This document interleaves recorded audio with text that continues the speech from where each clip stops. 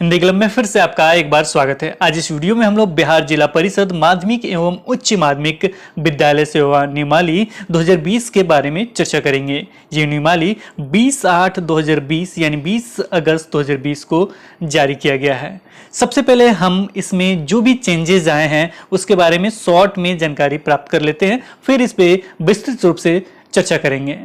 इसमें देखा जाए तो विशेष रूप से मेधा बनाने में यानी मेरिट बनाने में चेंजेस आए हैं। अब आपका मैट्रिक का प्रतिशत, इंटर का प्रतिशत नहीं जोड़ा जाएगा। अगर कोई अतिथि शिक्षक 1 वर्ष से काम कर रहे हैं तो उनको 5 अंक दिया जाएगा। इसके अतिरिक्त आर्थिक रूप से कमजोर वर्ग के लिए न्यूनतम निर्धारित अर्हता में 5% की छूट दी गई है।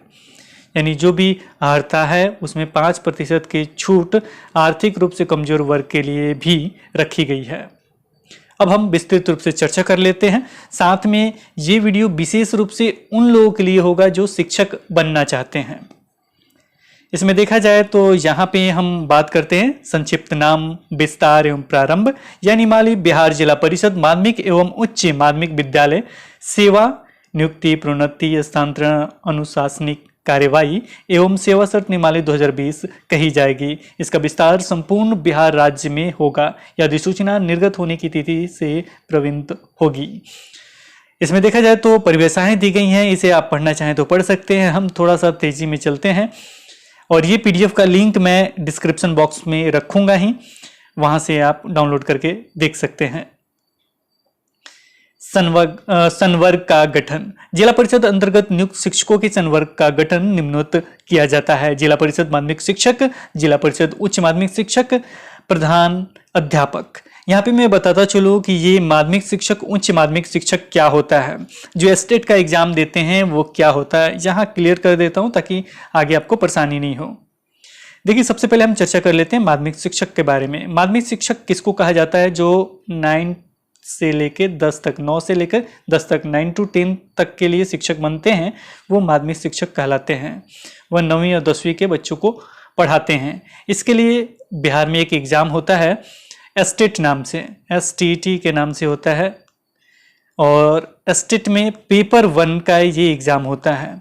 इसके लिए अर्हता क्या क्या चाहिए? तो आप बीएड किए हों, डीएलएड अगर आपने किया है तो इसका फॉर्म नहीं भर सकते हैं, बीएड आपने किया है तो इसका फॉर्म आप डाल सकते हैं, और साथ में आपने बीएड के साथ आपने स्नातक किया होगा यानी ग्रेजुएशन किया होगा, उसके बाद ही आप बीएड करेंगे। ग्रेजुएशन और बीएड किए हैं तो इस फॉर्म को आप डाल सकते हैं। अब हम चर्चा कर लेते हैं उच्च माध्यमिक शिक्षक के बारे में। उच्च माध्यमिक शिक्षक जो है वो 10+2 के लिए होता है, यानी 11 और 12 के बच्चों को पढ़ाया जाता है। और ये जो परीक्षा होता है ये पेपर 2 होता है, एस्टेट पेपर 2 के नाम से जाना जाता है। इसके लिए स्नातकोत्तर चाहिए, यानी जो स्नातक के बाद वाला जो परीक्षा आप लोग देते हैं, जो एमए के नाम से, स्नातकोत्तर के नाम से जानते हैं, उसका आपको एग्जाम देना होता है। साथ में प्रशिक्षण आपके पास जरूर होना चाहिए, बीएड होना चाहिए। कुछ में छूट भी होता है, जैसे कंप्यूटर टीचर बनेंगे तो उन्हें जरूरी नहीं है। अब इसका मेरिट कैसे बनेगा ये नीचे में हम चर्चा करेंगे। इतना समझ गए ताकि आगे आपको कोई परेशानी नहीं हो। इसमें ये भी चर्चा करेंगे सबसे लास्ट में कंक्लूजन में कि आप पूछेंगे कि जो अभी स्टेट का एग्जाम होगा, मान लीजिए रिजल्ट आता है या एग्जाम होता है तो उसके बाद क्या होगा, उस पर भी चर्चा करेंगे। यानी ये वैलिड होगा कि या कुछ और। इसमें देखा जाए तो इसमें लिखा गया है जिला परिषद माध्यमिक शिक्षक के सभी पद सीधी नियुक्ति से भरे जाएंगे। इसके लिए आवश्यक अर्हताएं क्या क्या होंगी? इसमें देखा जाए तो भारत का नागरिक हो तथा बिहार राज्य के निवासी हो। पहले से ही माध्यमिक और उच्च माध्यमिक में जो बिहार के निवासी हैं वही शिक्षक बन पाते हैं, तो इसमें कोई चेंजिंग नहीं है। इसमें आगे देखा जाए तो क्या लिखा गया है, मान्यता प्राप्त विश्वविद्यालय से कम 50% अंकों सहित विनिर्दिष्ट विषय समूह के साथ स्नातक या स्नातकोत्तर उत्तीर्ण होना आवश्यक होगा। अनुसूचित जाति, अनुसूचित जनजाति या अत्यंत पिछड़ा वर्ग, दिव्यांग, महिला एवं आर्थिक रूप से कमजोर वर्ग के लिए न्यूनतम निर्धारित अंक में 5% की छूट दी जाएगी। यही हमने आपको बताया था, 5% की छूट दी जाएगी। आगे आप पढ़ना चाहें तो पढ़ सकते हैं। मौलाना फजल हक अरबी एवं फारसी विश्वविद्यालय पटना बिहार राज्य मदरसा शिक्षा बोर्ड द्वारा प्रदत्त आलिम की डिग्री एवं कामेश्वर सिंह दरभंगा संस्कृत विश्वविद्यालय द्वारा प्रदत्त शास्त्री की डिग्री को स्नातक के समतुल्य माना जाएगा। इसके साथ ही राष्ट्रीय अध्यापक शिक्षा परिषद से मान्यता प्राप्त संस्थान से शिक्षा में स्नातक यानी बीएड। रेस्ट आप पढ़ना चाहें तो पढ़ सकते हैं, वही जो भी मापदंड था वही है। इसका पीडीएफ हम दे देंगे, उसे देख लीजिएगा। शारीरिक शिक्षा शिक्षक के पद पे अर्हताएं आप पढ़ सकते हैं कि ये सारी चीज आप पढ़ लीजिएगा। ये हम पीडीएफ में आपको प्रोवाइड करा देते हैं, लिंक दे देंगे, वहां से आप डाउनलोड कर लीजिएगा। इसके अतिरिक्त ओरिएंटल शिक्षक के लिए भी अर्हताएं हैं, इसे भी आप पढ़ना चाहें तो पढ़ सकते हैं। संगीत या ललित कला शिक्षक के लिए अर्हताएं, इसे भी आप पढ़ना चाहें तो पढ़ सकते हैं। जो भी अर्हताएं हैं तो ये अर्हताएं आप अपना पढ़ लीजिएगा। इसके अतिरिक्त अब क्या चाहिए कि बिहार सरकार द्वारा आयोजित शिक्षक पात्रता परीक्षा में उत्तीर्ण, यानी जो भी स्टेट वगैरह का एग्जाम होता है उसमें आपको उत्तीर्ण होना होगा, तभी इसका जब भी फॉर्म वगैरह आता है तो भर पाएंगे। जैसे अभी स्टेट का एग्जाम हुआ था, फिर रद्द किया गया, फिर होने वाला है। जो भी हो आपके पास, अगर आप उसमें आ जाते हैं, रिजल्ट आपको मिल जाता है, जो भी उसका सर्टिफिकेट होता है वो आपको मिल जाता है, तो जब भी रिक्ति निकलेगी तो आप उसमें फॉर्म डाल पाएंगे। आयु में न्यूनतम दिया गया होगा। नियुक्ति वर्ष की 1 अगस्त को माध्यमिक शिक्षक के अभ्यर्थियों की न्यूनतम आयु 21 वर्ष एवं कोटिवार अधिकतम आयु सीमा वही होगी जो राज्य सरकार सामान्य प्रशासन विभाग द्वारा समय समय पर विहित की जाए। साथ ही अधिकतम आयु में अन्य कोई भी छूट सामान्य प्रशासन विभाग से सहमति प्राप्त कर प्रशासनिक विभाग द्वारा निर्धारित की जा सकती है। आगे फिर से वही लाइन लिखा गया है, भारत का नागरिक हो तथा बिहार राज्य के निवासी हो। ये जिला परिषद पुस्तकालय अध्यक्ष के सभी पद सीधी नियुक्ति से भर जाएंगे, उससे संबंधित है। इसे भी पढ़ना चाहें तो आप पढ़ सकते हैं। आयु भी इनका सेम वही है।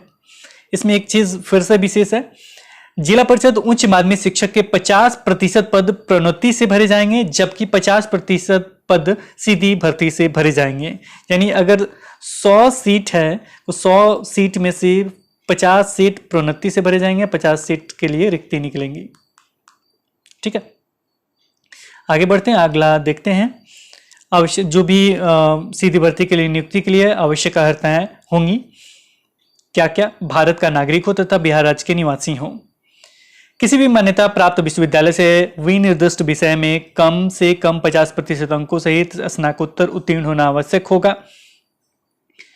अनुसूचित जाति, अनुसूचित जनजाति, अत्यंत पिछड़ा वर्ग, दिव्यांग, महिला एवं आर्थिक रूप से कमजोर वर्ग के लिए न्यूनतम निर्धारित अंक में 5% की छूट दी जाएगी। बिहार राज्य मदरसा शिक्षा बोर्ड मौलाना मजरूल हक अरबी एवं फारसी विश्वविद्यालय पटना द्वारा प्रदत्त फाजिल की डिग्री एवं कामेश्वर सिंह दरभंगा संस्कृत विश्वविद्यालय द्वारा प्रदत्त आचार्य की डिग्री को स्नातकोत्तर के समतुल्य माना जाएगा। साथ ही राष्ट्रीय अध्यापक शिक्षा परिषद से मान्यता प्राप्त संस्थान के शिक्षा में स्नातक यानी बीएड, बीएड, बीएससी एड, तो ये सारी चीज चाहिए आपका। ये उच्च माध्यमिक शिक्षक के लिए था। उच्च माध्यमिक शिक्षक में हमने आपको बताया स्नातकोत्तर चाहिए, यानी स्नातक के बाद, ग्रेजुएशन के बाद आपका जो एमए होता है, मास्टर लेवल की जो डिग्री होती है, उससे संबंधित है कि ये उच्च माध्यमिक के लिए नियुक्ति हेतु आवश्यक अर्हताएं हैं।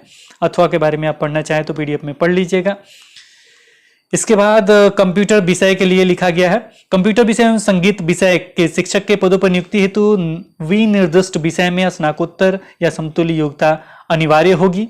इन पदों पर नियुक्ति हेतु बीएड, बीएड, बीएससीएड की डिग्री की अनिवार्यता नहीं होगी, यानी ये बीएड वगैरह इन्हें नहीं चाहिए। कृषि शिक्षक के लिए भी दिया है, इसे आप पढ़ना चाहें तो पढ़ सकते हैं। तीसरा, बिहार सरकार द्वारा आयोजित शिक्षक पात्रता परीक्षा में उत्तीर्ण, ये उत्तीर्णता बहुत जरूरी है। जो एस्टेट के नाम से आप जानते हैं, ये पेपर 1 आपका 9 to 10 के लिए, पेपर 2 11 to 12 के लिए। आयु के विषय में सेम है। नियुक्ति वर्ष के 1 अगस्त को उच्च माध्यमिक शिक्षक के अभ्यर्थियों की न्यूनतम आयु 21 वर्ष एवं कोटिवार अधिकतम आयु सीमा वही होगी जो राज्य सरकार सामान्य प्रशासन विभाग द्वारा समय समय पर विहित की जाए। साथ ही अधिकतम आयु में अन्य कोई भी छूट प्रशासन सामान्य प्रशासन विभाग की सहमति से प्रशासनिक विभाग द्वारा निर्धारित की जा सकती है। अगला है जिला परिषद द्वारा माध्यमिक शिक्षक के 50% पद जो प्रोन्नति से भरे जाएंगे से संबंधित आवश्यक अर्हताएं निम्नवत होंगी। तो ये आपको पढ़ना है तो पढ़ सकते हैं, इसका पीडीएफ हम प्रोवाइड कर देंगे। जो भी प्रोन्नति होगा यानी पहले से जो शिक्षक हैं उनका कैसे आगे ये बढ़ते हैं उससे संबंधित है ये।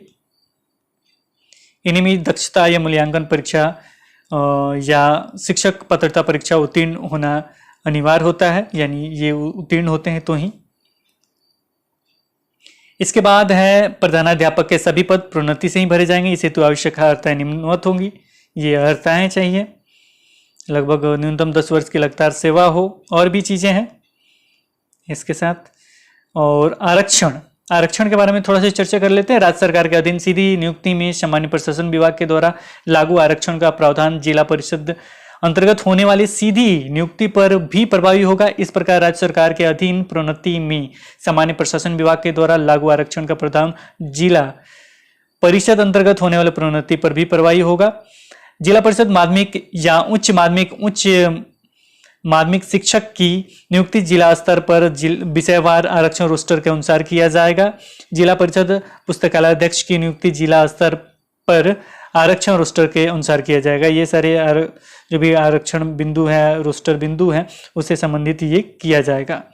नियुक्ति की प्रक्रिया राज्य सरकार द्वारा जिला शिक्षा पदाधिकारी के माध्यम से जिला परिषद माध्यमिक शिक्षक या उच्च माध्यमिक शिक्षक या पुस्तकालय अध्यक्षकों के पद पर सीधी नियुक्ति हेतु पदों की संख्या संशोधित की जाएगी। सरकार द्वारा निर्धारित कार्यक्रम के अनुसार जिला परिषद क्षेत्र में अवस्थित राजकृत प्रोजेक्ट कन्या माध्यमिक या उच्च माध्यमिक एवं उत्क्रमित उच्च माध्यमिक विद्यालयों के शिक्षकों के विषयवार आरक्षण कोटिवार एवं पुस्तकालय अध्यक्षकों के आरक्षण कोटिवार रिक्त पदों की सूचना का प्रकाशन संबंधित जिला परिषद के सदस्य सचिव द्वारा पूरे जिले में कम से कम 30 दिनों के लिए किया जाएगा। सूचना के लिए एक प्रति जिला शिक्षा पदाधिकारी के कार्यालय के सूचना पट पर भी प्रकाशित की जाएगी। इसके आगे लिखा गया है, निर्धारित न्यूनतम अर्हताधारित अभ्यर्थियों के द्वारा समय समय पर उपलब्ध कराए गए विहित प्रपत्र में आवेदन संबंधित जिला परिषद के सदस्य सचिव के कार्यालय में हाथों हाथ या स्पीड पोस्ट या निबंधित डाक के माध्यम से दिए जाएंगे। वही पुराना वाला प्रोसेस है आपका, हाथों हाथ दीजिए, स्पीड पोस्ट से दीजिए या निबंधित डाक से दीजिए। अब चलिए अब मेधा सूची के बारे में विषय में बात कर लेते हैं। जो चेंजेस है, जिला परिषद माध्यमिक शिक्षक की नियुक्ति पैनल के आधार पर होगी। पैनल विषयवार होगा जिसकी वैधता अंतिम पैनल प्रकाशन की तिथि से 1 वर्ष के लिए होगी। मेधा अंक के अवरोही क्रम के आधार पर पैनल का निर्माण किया जाएगा। मेधा अंक की गणना निम्न रूपेण की जाएगी। निम्न रूपेण कैसे किया जाएगा, मेधा अंक कैसे बनेगा? तो इसके लिए स्नातक स्तर पर पठित सभी विषयों का प्राप्तांक का प्रतिशत, जो भी स्नातक स्तर 1500 का जो आपका है उसका प्रतिशत, बीएड स्तर पे पठित सभी विषयों के प्राप्तांक का प्रतिशत, बीएड पे जो भी सभी विषय हैं उसका प्रतिशत। अब बट्टे में क्या करना है, 2 से भाग दे देना है। अब इसमें नीचे में लिखा गया है कि जिनके लिए मान लीजिए बीएड वगैरह होना आवश्यक नहीं है, उनके लिए स्नातक स्तर पर पठित सभी विषयों का प्राप्तांक का प्रतिशत ही मेधा अंक होगा। जो भी उनका ग्रेजुएशन में है वही उनका मेधा अंक होगा। आगे में भी लिखा हुआ, उसे पढ़ना चाहें तो पढ़ सकते हैं। और हम यहाँ देखते हैं भूतपूर्व सैनिकों के विधवा को मेधा अंक में 10 अंकों का अतिरिक्त वेटेज दे होगा। उसी प्रकार उच्च माध्यमिक विद्यालयों में अतिथि शिक्षक के रूप में न्यूनतम 1 वर्ष की अवधि तक कार्य करने वाले अभ्यर्थी को मेधा अंक 5 अंकों का अतिरिक्त वेटेज दे होगा। जैसे में जब ये मेधा अंक जुटेगा, मेधा अंक निकालने के बाद जैसे वो स्नातकोत्तर पे होगा, नीचे में होगा, ये इस पे तो होगा नहीं क्योंकि ये स्नातक स्तर पे है, तो इसके लिए है नहीं। ये उच्च माध्यमिक विद्यालयों के लिए, जब चलते हैं नीचे में उच्च माध्यमिक विद्यालयों में तब हम उस पर चर्चा करेंगे। मेधांक समान होने पर जिनकी जन्मतिथि पहले होगी उन्हें पैनल में ऊपर रखा जाएगा। समान अंक समान जन्मतिथि होने पर अंग्रेजी के शब्दकोश के अनुसार जिस अभ्यर्थी का नाम पहले होगा उसका पैनल में ऊपर स्थान निर्धारित किया जाएगा। इसमें भी समानता होने पर लॉटरी के माध्यम से स्थान का निर्धारण किया जाएगा। आगे देखते हैं, जिला परिषद उच्च माध्यमिक शिक्षक की नियुक्ति पैनल के आधार पर होगी। पैनल विषयवार होगा जिसकी वैधता अंतिम पैनल प्रकाशन की तिथि से 1 वर्ष के लिए होगा। मेधा अंक के अवरोही क्रम में के आधार पर पैनल का निर्माण किया जाएगा। मेधा अंक की गणना निम्न रूपेण की जाएगी। अब कैसे मेधा अंक बनेगा, कैसे मेधा अंक बनेगा, यानी मेरिट बनेगी। तो इसमें देखा जाए तो स्नातकोत्तर स्तर पर पठित सभी विषयों का प्राप्तांक प्रतिशत, जो भी स्नातकोत्तर है, जो भी आपने एमए वगैरह किया है उसका प्रतिशत प्लस मान लीजिए स्नातकोत्तर में आपका 60% हो गया। उसके बाद जो भी आपने बीएड या अन्य जो आपने किया है उसका प्रतिशत सभी विषयों का मान लीजिए उसका भी 60% हो गया। इसके बाद क्या करेंगे, 2 से भाग देंगे। मान लीजिए 160 ये हो गया, 120 हो गया, अब 2 से भाग देंगे तो इसका कितना परसेंटेज आएगा, 60% हो गया। तो ये आपका मेधा हो जाएगा। अगर आप अतिथि शिक्षक हैं तो इसमें मिल जाएगा 5 अंक और, तो ये हो जाएगा 65। ये अतिथि शिक्षक के लिए है। अगर भूतपूर्व सैनिक की विधवा होती है उन्हें 10 अंक मिलेगा, यानी उनका हो जाएगा 70। 60 में 10 जुड़ा रहेगा तो ये हो जाएगा 70। ये चीज नीचे में लिखा हुआ, चलिए पढ़ लेते हैं। जिन विषयों में नियुक्ति हेतु बीएड होना आवश्यक नहीं है तो वहां हटा दिया जाएगा। उसके संदर्भ में स्नातकोत्तर स्तर पर पठित सभी विषयों का प्राप्तांक का प्रतिशत ही मेधांक होगा। भूतपूर्व सैनिकों की विधवा को मेधांक में 10 अंक का अतिरिक्त वेटेज दे होगा। इसी प्रकार उच्च माध्यमिक विद्यालयों में अतिथि शिक्षक के रूप में न्यूनतम 1 वर्ष की अवधि तक कार्य करने वाले अभ्यर्थीगण को मेधांक में 5 अंकों का अतिरिक्त वेटेज दे होगा। मेधांक समान होने पर जिनकी जन्म तिथि पहले होगी उन्हें पैनल में ऊपर रखा जाएगा। समान अंक एवं समान जन्म तिथि होने पर अंग्रेजी के शब्द कोश के अनुसार जिस अभ्यर्थी का नाम पहले होगा उसका पैनल में ऊपर स्थान निर्धारित किया जाएगा। इसमें भी समानता होने पर लॉटरी के माध्यम से स्थान का निर्धारण किया जाएगा। आगे में लिखा गया है आपका जिला परिषद पुस्तकालय अध्यक्ष का कैसे नियुक्ति होगा, कैसे उनका निकाला जाएगा, इसके लिए है, देखना चाहें को देख सकते हैं। स्नातक पठित सभी विषयों का प्राप्तांक और जो भी ये लाइब्रेरियन का कोर्स करते हैं पठित सभी विषयों का प्राप्तांक का प्रतिशत है। रेस्ट ऑल सारे चीज वही रखे गए हैं। पैनल का कैसे निर्माण होता है इसको पढ़ना चाहें समझना चाहें तो समझ सकते हैं। और इसमें विशेष रूप से यही था। अब थोड़ा सा कंक्लूजन लास्ट में जानेंगे, फिर स्टेट में क्या हो सकता है इस पे भी चर्चा करेंगे। इसमें देखा जाए तो यहां से हम थोड़ा और पढ़ लेते हैं। मेधा सूची का निर्माण के बाद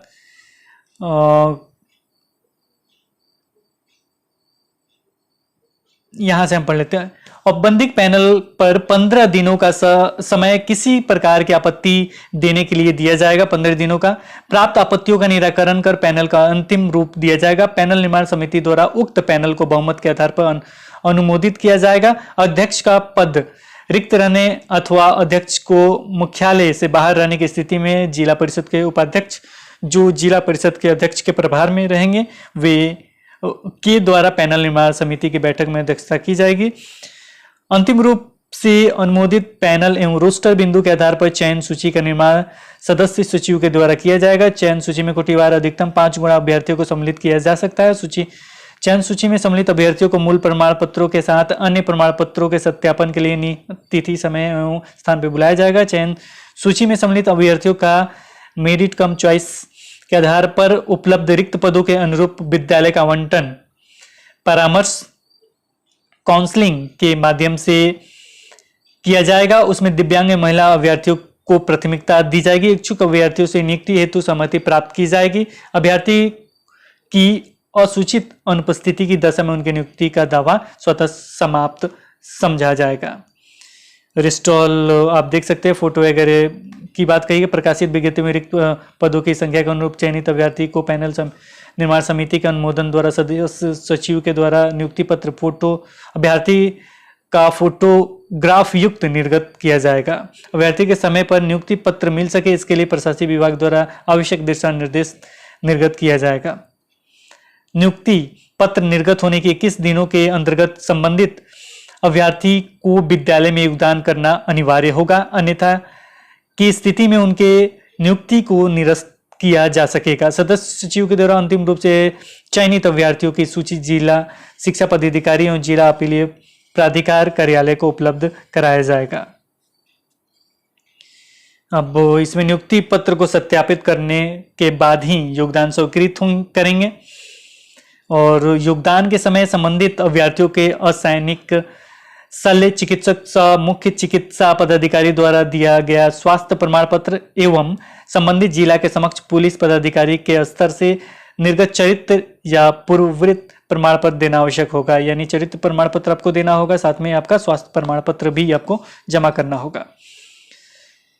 प्रकाशित रिक्ति के अनुरूप नियुक्ति नहीं होने की स्थिति में पैनल के अन्य अभ्यर्थियों की नियुक्ति का अवसर देने हेतु प्रशासनिक विभाग द्वारा आवश्यक दिशा निर्देश निर्गत किया जाएगा। नियुक्ति की प्रक्रिया को अभ्यर्थी के अनुकूल बनाने हेतु प्रशासनिक विभाग द्वारा वेब पोर्टल सॉफ्टवेयर बनाकर नियोजन इकाई की स्वायत्तता बरकरार रखते हुए उक्त नियुक्ति की प्रक्रिया में परिवर्तन किया जाएगा। तो ये सारी चीज है। यहाँ पे 60 वर्ष के लिए इनका होगा। प्रमाण पत्र की जांच की भी बात कही गई है। तो यही आपका विशेष था। और भी चीजें, तो सारी चीजें विशेष है, आपको पढ़ना चाहिए। ईपीएफ का भी लाभ का बात यहाँ पे कहा गया है। इनके मासिक प्रलब्धियां अंतर्गत 15,000 रुपये प्रति माह के वेतन की राशि पर राज्य सरकार द्वारा अंशदान हेतु अनुदान की राशि दी जाएगी। और भी चीजें इसमें हैं। सेवा की निरंतरता है। बीएड का प्रशिक्षण प्राप्त करने हेतु सवैतनिक अवकाश है। प्रोन्नति है। अनुकंपा के आधार पर नियुक्ति है। ये सारी चीज हस्तांतरण वगैरह हैं। इसके बाद आपका अवकाश वगैरह आएगा। सेवा पुस्तिका संधारण है, अवकाश है, ये सारी चीजें, इसे आपको पढ़ना चाहिए। लेकिन ये सब जॉब होने के बाद आपको विशेष रूप से जानना चाहिए। संहिता है। अनुशासनिक कहा ये है। दंड वगैरह के बारे में नियोजन इकाई पे कार्रवाई की बात कही गई है। शिकायतें एवं अपील की चर्चा की गई है। निरसन एवं वृत्ति की चर्चा की गई है। नीचे में सिग्नेचर है। डेट है 20/8/2020 का। अब हम बात कर लेते हैं एस्टेट के बारे में और थोड़ा सा कंक्लूजन। देखिए, जो अभी एस्टेट का जो एग्जाम हो रहा है, जो एग्जाम हो चुका है, रिजल्ट आया चाहे एग्जाम हो, हम जानते हैं कि आप लोग तैयारी कर रहे होंगे।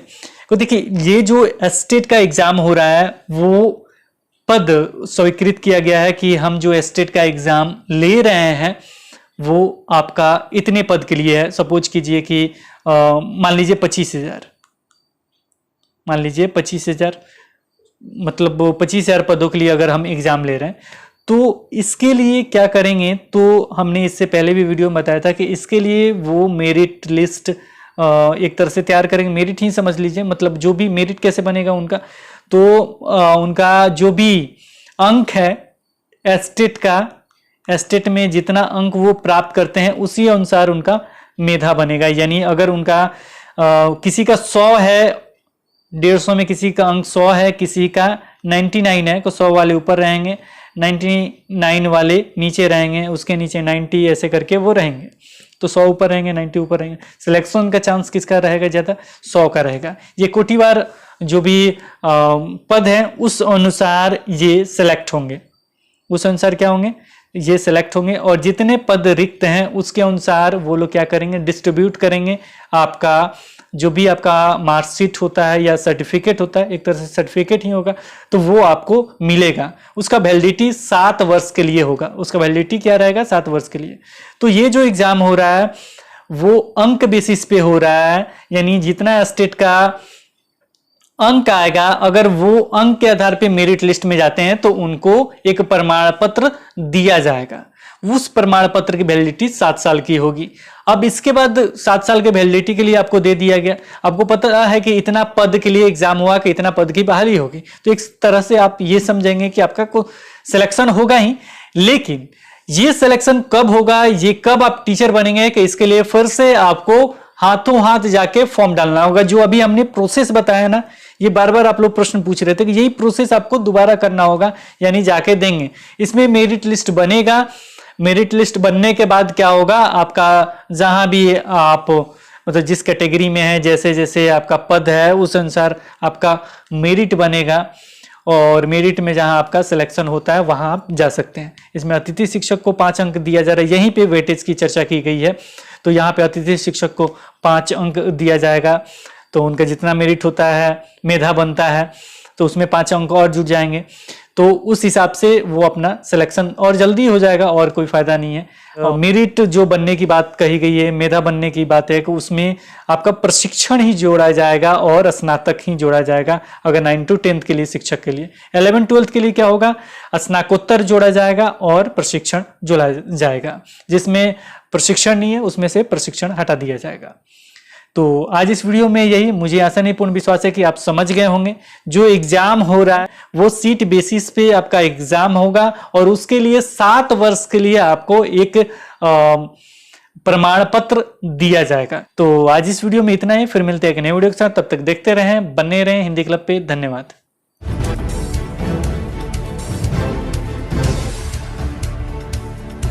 सब्सक्राइब सब्सक्राइब कीजिए हिंदी क्लब को, दबाइए इस बेल आइकॉन को ताकि हमारा वीडियो आपको मिले सबसे पहले।